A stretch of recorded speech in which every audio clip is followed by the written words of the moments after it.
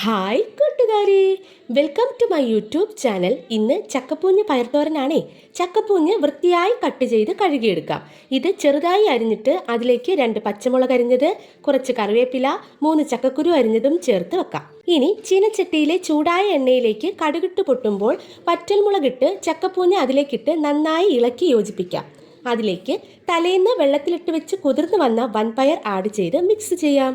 ഇതിലേക്ക് 1/4 ടീസ്പൂൺ മഞ്ഞൾപ്പൊടി, ആവശ്യത്തിന് ഉപ്പ്, വെള്ളവും ചേർത്ത് മിക്സ് ചെയ്ത് വേവിക്കാം.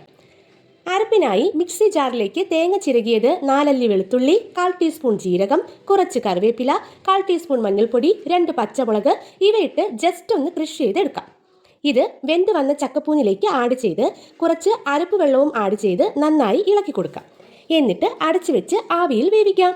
വെള്ളമെല്ലാം വറ്റി ചക്കപ്പൂഞ്ഞ് തോരൻ റെഡിയായിരിക്കുകയാണ്. ഇതിലേക്ക് കുറച്ച് വെളിച്ചെണ്ണ ഒഴിച്ച് വാങ്ങിയാൽ എൻ്റെ പൊന്നോ അട്ടിപ്പൊളി ചക്കപ്പൂഞ്ഞ് തോരൻ ഇതാ റെഡി. താങ്ക്